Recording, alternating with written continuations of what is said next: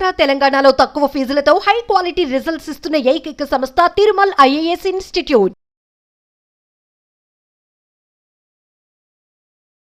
మంచు బ్రదర్స్ వివాదం ఇప్పుడిప్పుడే ముగిసేలా కనిపించడం లేదు. ఆస్తి తగాదాల గొడవలో మంచు బ్రదర్స్ రోడ్డెక్కారు. అయితే అప్పటి నుంచి ఒకరిపై మరొకరు ఫిర్యాదులు చేసుకుంటూ పోలీస్ స్టేషన్ మెట్లు కూడా ఎక్కేశారు. అయితే మంచు మోహన్ బాబు, మంచు విష్ణు ఒక వర్గంగా ఏర్పడగా మంచు మనోజ్ వారికి వ్యతిరేకంగా పోరాడుతున్నాడు. హైదరాబాద్ మోహన్ బాబు జల్పల్లి నివాస కేంద్రంగా జరిగిన కొన్ని వివాదాస్పద ఘటనలు సంచలనం రేకెత్తించగా ఇప్పుడు ఈ ఘటనలు చల్లారాయి. అయితే తాజాగా తిరుపతి కేంద్రంగా కొన్ని సంఘటనలు చోటు చేసుకున్నాయి. తిరుపతిలో ఉన్న మోహన్ బాబు యూనివర్సిటీని మంచు మనోజ్ సందర్శించేందుకు వెళ్లడంతో పోలీసులు నోటీసులు ఇచ్చారు.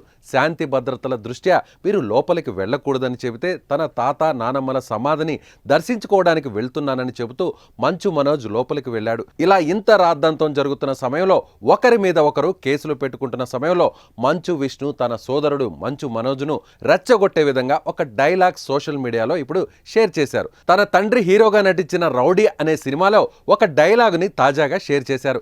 సింహం అవ్వాలని ప్రతి కుక్కకి ఉంటుంది, కానీ వీధిలో మొరగడానికి అడవిలో గర్జించడానికి ఉన్న తేడా కనీసం వచ్చే జన్మలో అయినా తెలుసుకుంటామన్న ఆశ అంటూ తన తండ్రి మోహన్ బాబు చెబుతున్న డైలాగ్ని షేర్ చేశాడు విష్ణు. ఇది రౌడీ సినిమాలో తనకు ఫేవరెట్ డైలాగ్ అని చెప్పుకొచ్చారు.